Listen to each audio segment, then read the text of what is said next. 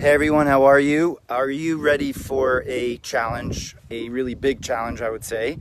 And that is how to incorporate more love for the other.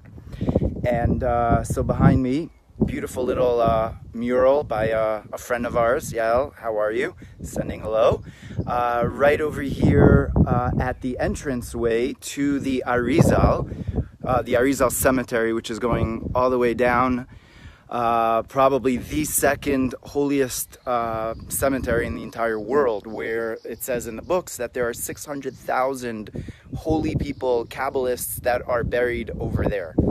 So the reason why I'm talking about this, V'ahavta l'recha kamocha, loving your friend as you love yourself. So it's not just your friend, and it doesn't translate as loving your neighbor as you love yourself. Technically speaking, it's loving the other as you love yourself. Loving the re'echa, somebody who's outside of you. And on that, Rabbi Akiva says that is the entire Torah. The entire Torah is the ability for us to love someone that is outside of us.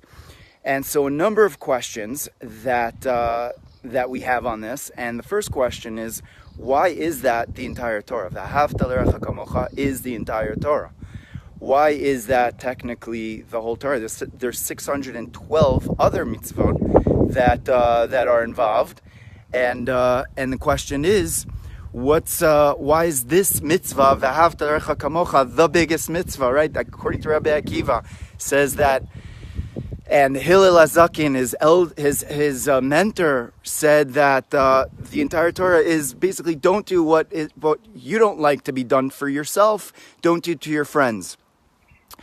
And another question which we could ask on this is essentially, what does it mean to love others as you love yourself?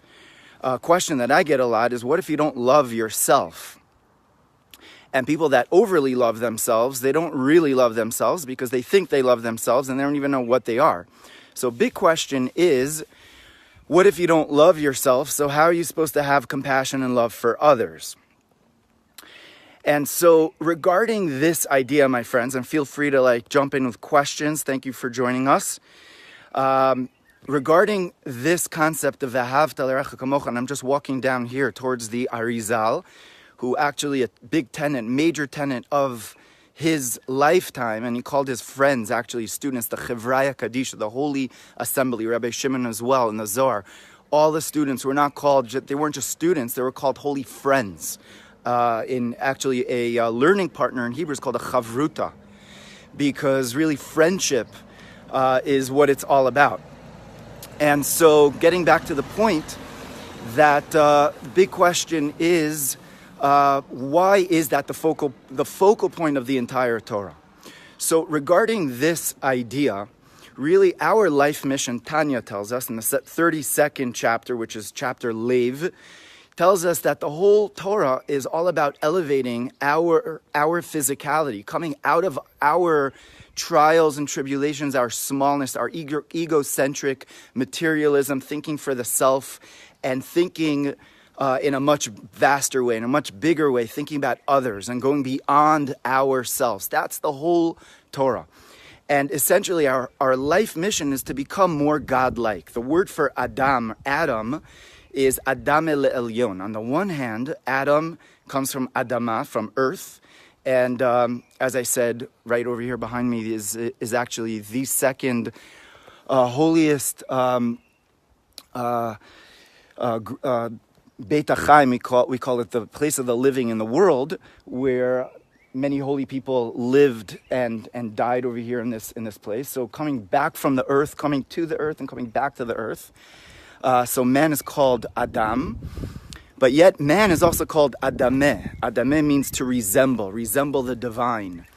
Because in our potentiality, we could and we're meant to resemble the divine. We're supposed to live our highest selves, be the soul, be the divine, be God's resemblance in this world. It says about Daniel that the animals did not reach Daniel. They were unable. The lions that he was thrown into were scared of him. They didn't bite him. Why?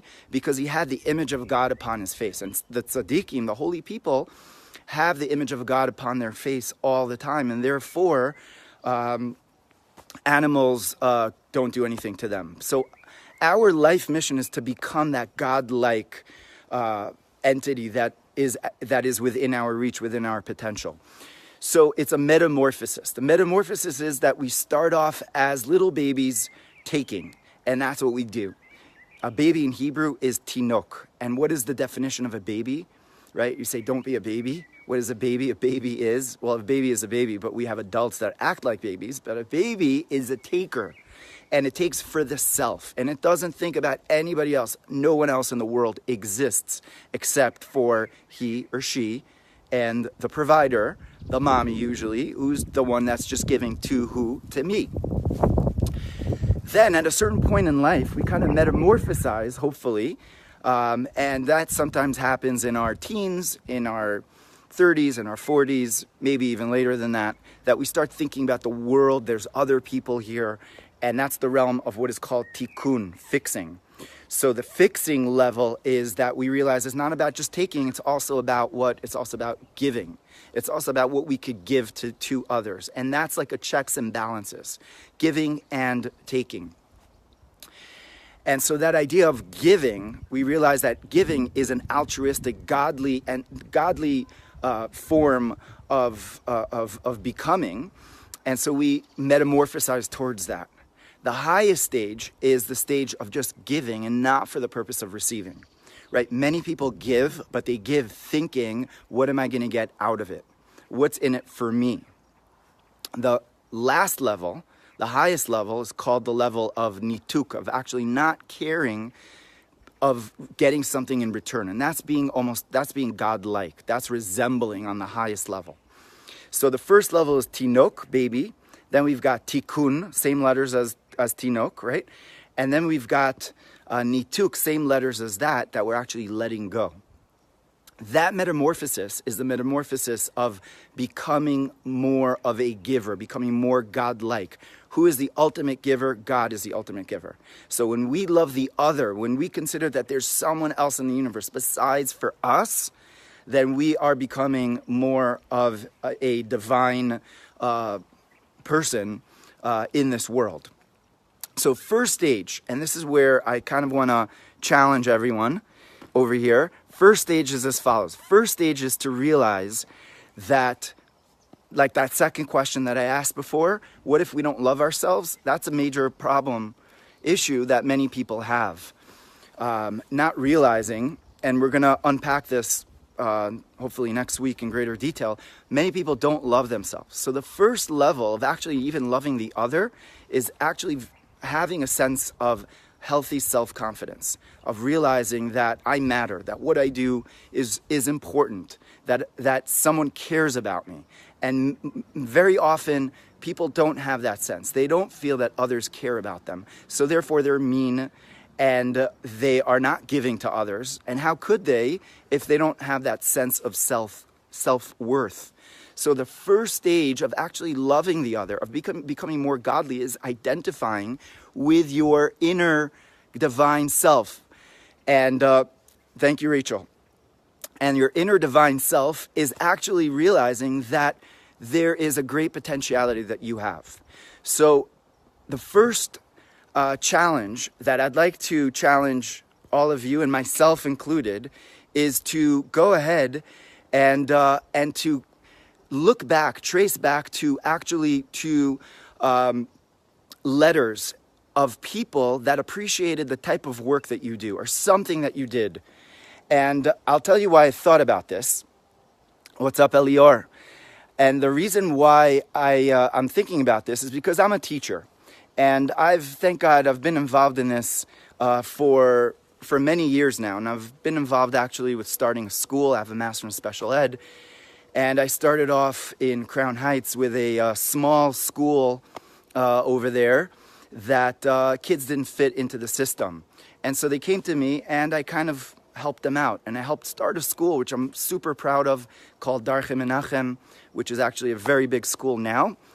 I ended up moving from there to Florida, becoming a principal of a school, and then eventually being in this work of teaching and empowering others, essentially.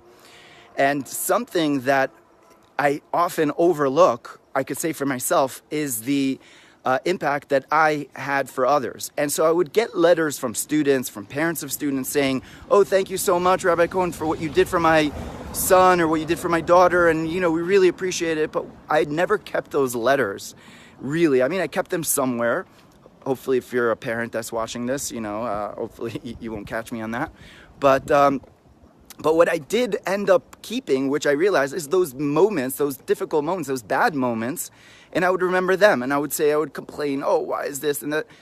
And it kind of hit me, like, why am I looking at the negativity of things, whereas all those great letters of people that appreciated my work were not kept?